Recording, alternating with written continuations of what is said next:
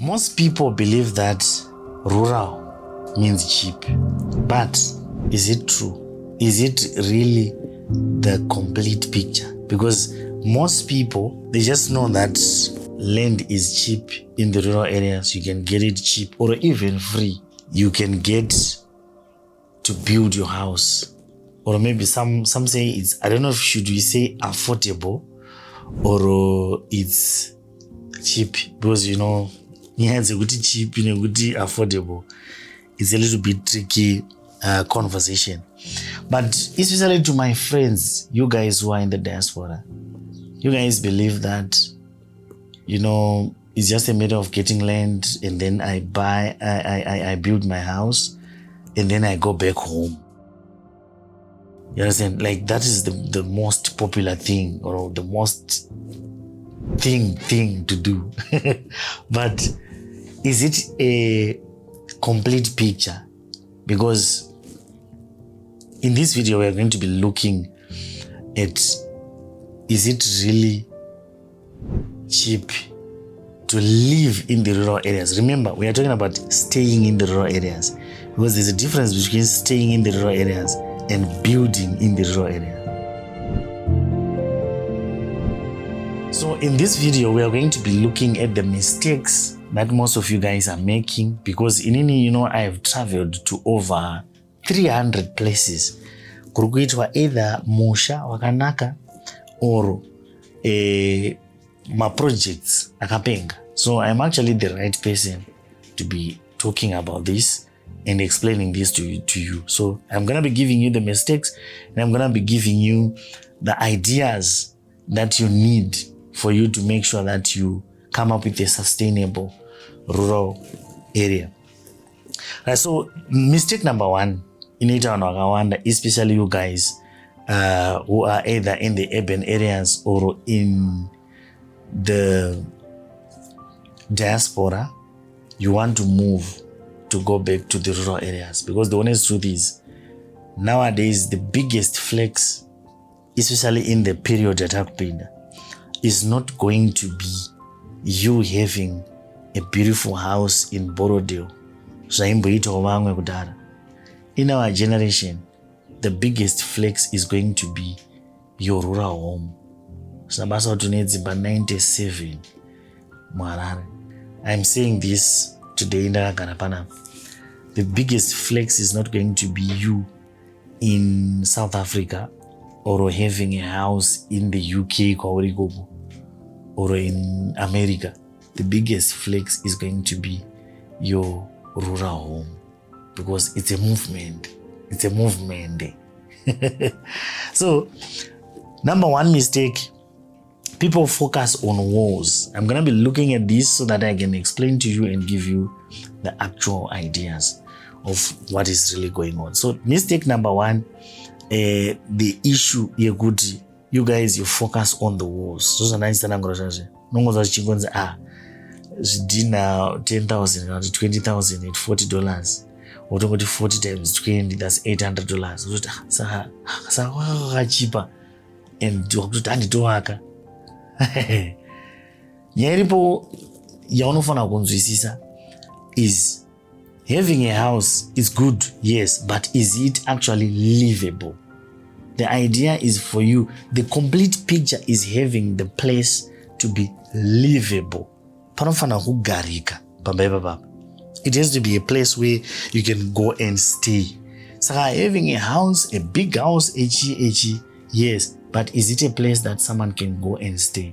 Is it a place that you can go and say, you know what, I'm gonna be staying at this place? So you focus on those things, and then my roof, $8 or $12 or $15. Or 20 or I don't know, whatever number. And then you think, that means I just need 400 years dinner, 300 Marat, 700. That one is a mistake. There are so many things that you don't look at that are invisible. I would call them invisible. And I'm gonna be telling you those things. There are structures and then there are systems. So we need to look at the structures and then we look at the systems. So these are some of the things. When I started my own rural home, I think some of you guys might have been, or maybe you're watching this whole thing as it is unfolding. I started my rural home, I think last year. That's when I announced to you guys, and I said, you know what, I have decided to go and stay in the rural areas. But if I tell you it's been a year now, and send out to kwansanga kurara at this place. Why? Because apatorina pekurara. But this place, as you are speaking, it has actually started making some money for me, even though nsanda kwanisa upagara.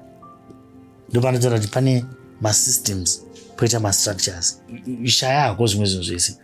But what I can say is the most important thing is having a system, or having ma-systems anenge wakaita set in such a way that if you are going to be putting a structure, that structure is going to be easier for you. And also pamba ipapo is going to be a livable place. So my systems anoita kuti pamba pave livable. So when we are talking about my systems, ndo anouya nema hidden cost. Number one pane ese is water. In so many rural areas, some of you guys, I think you know, taenda kumifuku, taenda kupi. But one of the biggest challenges that I faced when we were growing up is water. Isu taitita zvaizvo kuti taitoenda kunonzi kunyamaditimba mombe kuti dzimwe mvura waitoita izvozvo zvandoita nezvo, kutoenda nadzo kunodzimwisa kurwizi, because rwizi rwanga riri about 10 kilometers away. Now takukwanisa, you know that it's actually very interesting kuti nowadays you can actually have your own bowl. Ukona kusiyana kwaita lai. You need to be able to have control over the water. Kuti inopera. So pamvura papa, there are, I think, let me just say two main ones. Number one, you can have mugodi. We all know what we are talking about. But mugodi wanga vanoutyira nyaya yekuti kuzotakura, kuzotsika mvura, kuzodi. There's something that you can do about it. I think I did a video and I showed you guys. You can even you can just go and do installation. Unotongochererwa mugodi wako, obva wanoitirwa installation. Inenge yebohwe. Because there are two different stages. Stage yekudrilla bore nestage installation. Saka kana une mugodi already, or kana usina mari yakawanda, ukamata around $500 to $800, you can have mugodi wakanyatsocherwa zvakanaka, as long as mabata mvura. Kune migodhi yakawanda yetoti haitomboperi mvura zvachose. So instead that you do bore drilling, I will do a video explaining how my boreholes work, because it's not easy. And I saw a video recently, and I saw a post recently of someone I said, boys, bore drilling chakangofana nechindege. And I think I can safely say it's true. Yeah, it's not a lie. Kuti bo rakada kuti unodhonzerana nechindege, unoona kutonyura kana kuti unoona kutongowana. But the good thing is there are systems that have also been put in place kuitira kuti tisaita zvokuti izonyanyaita chindege. That's why ndichitaura nyaya yekuti it's important for you to work with one company kuti unoitirwa geological water survey, ndo first stage, obva waitirwa bore drilling second stage, obva waitirwa installation the last stage, nemunhu one. And in this case, Logos Solartech. Why? Because ukaita zvekuti munhu anouya oita ega, uyo achiita zvake, uyo anenge aita drilling akashaya mvura, anobvunza kuti ini handisiri ndakaita sighting shamani, haisi mhosva yangu, ini ndangodhila pandakanzi dhila, handisiri ndochera, handisiri ndounza mvura. Saka anongodhila, mukamuti 50 meters anongodhila 50 meters, mvura ikabuda ikasabuda haisi mhosva yake. Saka ukashanda nekampani one zvinokuitira zvakanaka. Painstallation pacho ukashanda nekampani dzimwe kudhila, wozotsvaga anoita installation, mvura ikasabuda, zvinoitika kuti mvura inotadza kubuda, vanongokuudza kuti wangu hatisirisu takadhila, ava vakomana vakadhila vakaita, unotanga kuudzwa all kinds of things. So the best just to work with a company inosvika ichiita zvinhu zvacho zvese. kana uri kuita mugodhi, you also need to make sure kuti you get a reliable company inoita chi inokuitira mugodhi, yobva yakuitira installation. Good thing is kana iri Logos Solartech, even kana wanga wagara utori nemugodhi wako, unonga wadaidza waya uzoita installation. Bore rinogona kukosa. Let me give you my rough ideas, because bore iko zvinona yakakwira. Vamwe vaimboita $800, $850 machichi, but nowadays I think around $1,200 to $1,500 depending nekuti uri kushanda necompany ipi. So $1,200 to $1.5 yedrilling chete handisika. Then panozoita inonzi double casing. Double casing vamwe vanochaja $25, $30, $35 per meter handisika, zvichienderana nekuti ndekupi. But vanokuchajai mari shoma unofanira kuva careful navo, because those guys vamwe vacho vanogona kuzokugwadza handiti. So working with macompanies mahombe akaita sana Logos Solartech, vanokuchajawo ma35 iwayo or ma30, but whatever the case may be, you know kuti unengori safe. Casing yandataura yedouble casing inodependa nekuti panhu pakaita sei pari kukeswa. Saka dzongwa inogona kutoita 10 meters kana 20 meters, nobody really knows. Zvinozoonekwa musi wekudrilla. Then pochizoitwa installation. Saka process inogona kuita kuma 1.8 to 2,000 yekudrilla chete, takuisa nedouble casing depending nekuti yaiswa pakakura sei. 1.8 to 2,000. Then pochizoitwa installation. Installation inoita futi kuma 1.8 to 2,000, 2,500. Of course, depending on so many things. I'll do a video and chance to explain how these things work. So water. Saka installation ndinenge ichiinclude pump area plus unonga wakuisa rinonzi solar bore kana kuti unoona kuisa remagetsi depending nekwaunogara nezvaunenge uchiita nemukuriro wakaita pump yamunoisirwa. There are so many things zvinodetermine price yezvamuchange muchiitirwa, so that you can get the right service, mvura ichinyatsobuda zvakanaka and all kinds of things. So that is water. And then power, ndo the second thing that you need to know when it comes to rural areas, because zvekufamba nemarambi zvataita tichikura zvazvo zvinorwadza. Zvekuti foni yako kana ichinge yapera moto, wakuitumira kwamai guru maita tenda kuseri munhu utobhukira bhasikoro nefoni unokuchanjira. That one is a very big problem. Unotambudzika, unoshungurudzika, ende kumusha kunokurwadza. Then uchange uchidawo maybe pamwe une Starlink. Starlink iyo ichada power. Kana une vana vachada kuonawo Peppa Pig, vachadawo kuona ananzani anoimba wayo handiti, zvichada kuitwa zvisizvezvo. So for you to be able to do that, you need a reliable source of power. Ndo imwe system isingasitariswe nevanhu. So zvazvinoenda ndezvekuti you also need to work with a reliable company. Ndo panopinda na Logos futi as well, because Logos Solartech tunoita masolar Logos, and some of you guys, you've done business with Logos and you've really enjoyed, and ndinogara ndichienda kudzimba dzevanhu ndichinoona what Logos has done. So ndo panopinda nyaya yekuti when it comes to power, what are you planning to power? Because haisi nyaya yengozi ndoda 1 kV ndakwana mai guru maita tenda vane 1 kV or vane 3 kV. The good thing is people like ana Logos vakagadzira masystems, kana vanogona kugadzira system yepower inoenderana nezvaunoda kuita, because misha inosiyana. Vamwe vanenge vane madishwasher, vamwe vanenge vachida kutopota vachitoaina, vamwe vanoda kupota vachita sei. And panoitana nyaya yemasystems apa, I will talk to you about why you also need to do something that can get you some money, generate some money. So pane power yauchashandisa for your own maybe fridge nechi. But panozidanga power. If I give you an example, recently kumba kwangu nezuro ndakaisa battery rimwe rekuti kana nini ndinoti vakomana here. So zvazvinoita panyaya yepower ipapapa, pane power yamunoshandisa kumba, yamunenge muchishajisa mafoni, yamunenge muchiona matv nekuda sei, ingori power. Pozoita imwe power yamunenge muchizoda, ende power idzi nguva inenge iri power yekuti like I'll give an example. Inini I got an incubator from Nema Chickens. So I got the incubator because I wanted to do road runners. So ndakaisa incubator. This one is a 5,000 capacity incubator. So this one patakaisa taisa ne solar system yatataisa iri normal 6 kV solar system, the normal 6 kV. Baba takati taisa ngirikini yoyo solar system yoyo donga kuma 10 yanga yadzima kudzima kwekupera battery kunzisa zvakura kuti power yatati chida, yes 6 kV solar system is okay, but power yatati da kushandisa ma 1 yakasiyana nepower yatoda kuti power yatati shandisa mumba yakasiyana nepower yechinhu chatoda kuisa and chinozotipa an income. Ndabvunzana nyaya yekuti you should do things that can generate an income for you. I think we'll dive deeper into that.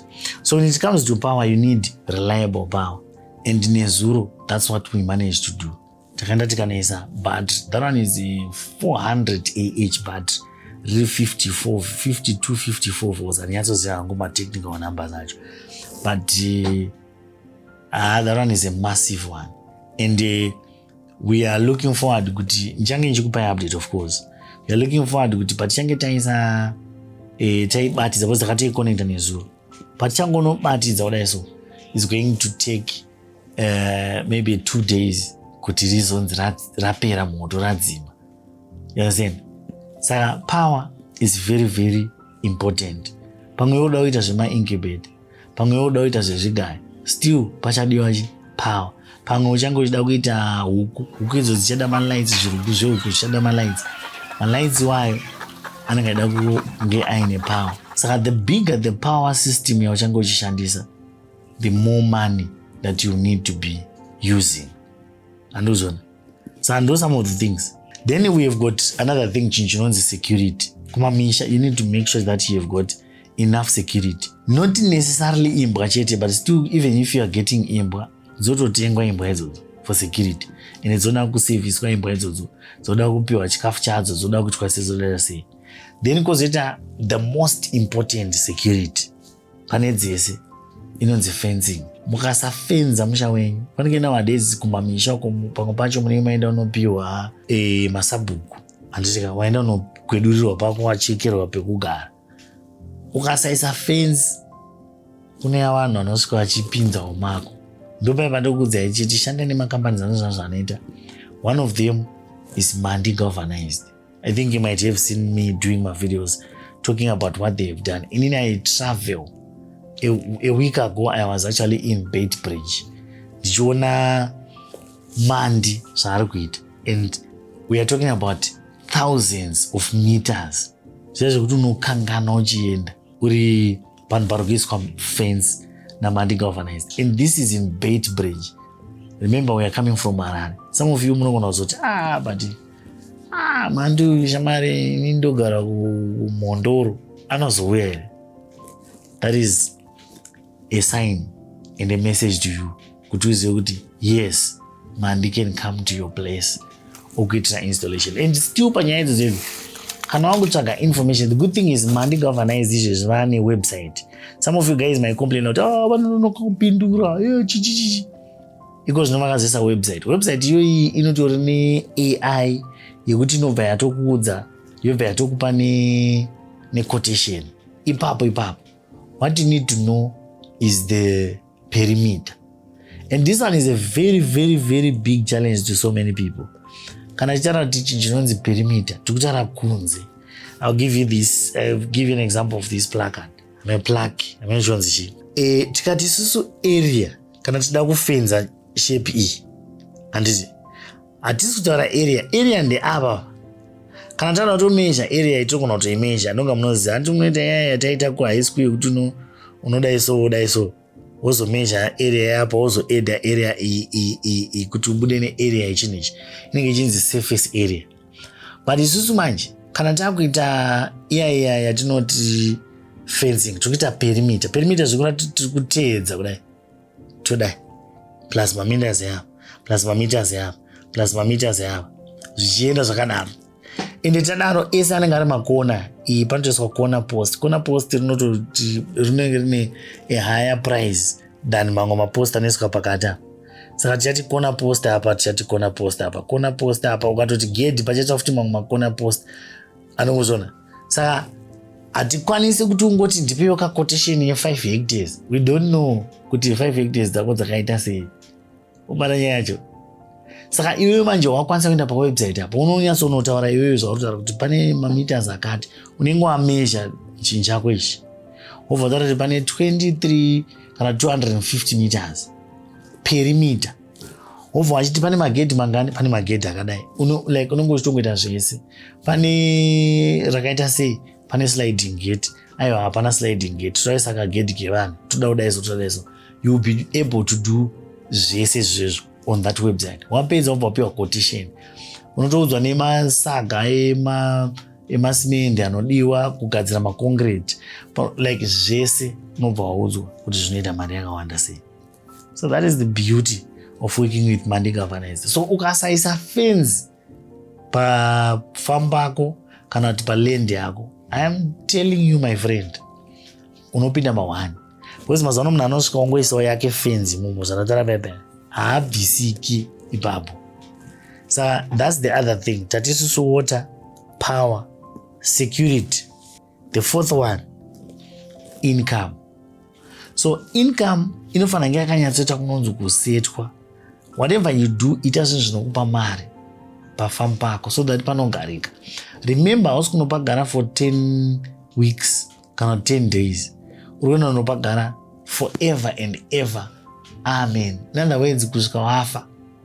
So if you are going to be staying there, even chero kati haina ndidi kupagara forever and ever, that's okay. But still, if you are going to be staying there, or if anyone is going to be staying there, panofanira paine a way yekuti atisazoita a liability musha wako. Kuti ndiwe urikugara uchibuditsa mari yeStarlink, ndiwe urikugara uchiti pakafa chinhu pampu ikanzi yafa, ndiwe urikubuditsa mari muhomwe mako.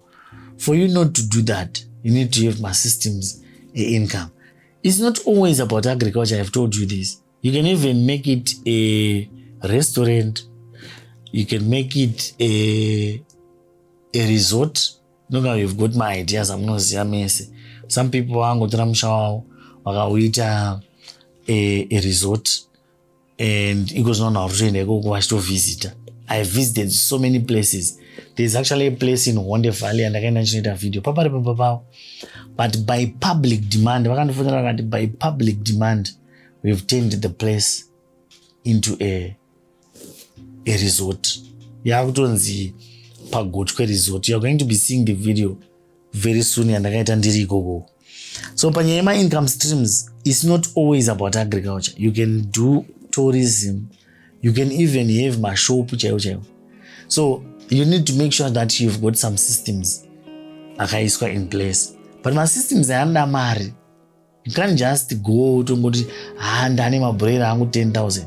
Panodiwa infrastructure yacho. Inini pamakandona ndichanga kubuilda musha wangu ndakanyatsofunga in this context yekuti first of all I need to build my systems anondipa mari. Ndosa muri kuona ndakaisa mafish pond. Ndosa muri kuona ndakaisa greenhouse randakapiwa nekugadzirirwa nekuitirwa zvese inonzi agri rocket engineering. Ende vamwe vanhu vakambondifonera recently vakanai kundai, what do you think about having a greenhouse? Your honest opinion. Ndikati vabereki, honest opinion yangu inoti you need to have a greenhouse. And kana urida greenhouse, you can just connect with agri rocket engineering. They will sort that on for you. So we've got my systems akaita sewa ekuti you have my greenhouse, you have huku like my black coastal lobe, kamzuleta my broiler. I've seen my videos yana nangashara hey, it's a scam, hey, chichichi. My friend, I would give you a video just to explain my own 2 cents on that one.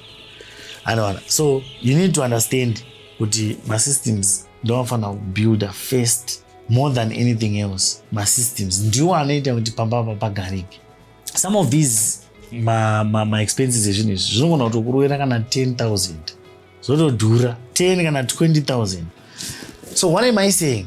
Ndingotaura kuti you need to build what works. Andikunzisa, build what works. And also kana wakuda kutanga kuita zvakuda kuita, you should have all the cost. Tumwe tuma hidden cost netumwe tuma cost tamusinganyanyi kutarisa. Ndosaka muchizoona vanhu vachipopota vachiti bhamlo wenyu haiwa ungambodaro imba yangamboita 10,000. Vachikuti kanjoti unzachidzi zvidhina zvinoita $40 imba yazosvika 10,000 sei? It's because you are looking at it muchingoshandisa marata nezvidhina chete. Hamusi kuzofunga kuti ungwanda fanira kana ichonzi imba yavakwa kusvika yapera. Baba, pane bashando. So these are the costs that are hidden that most people overlook when it comes to issues to do with this thing of moving back to the rural areas. Let me know what you think about this one, guys. Let's have a discussion in the comment section. And as usual, I will see you in the next one.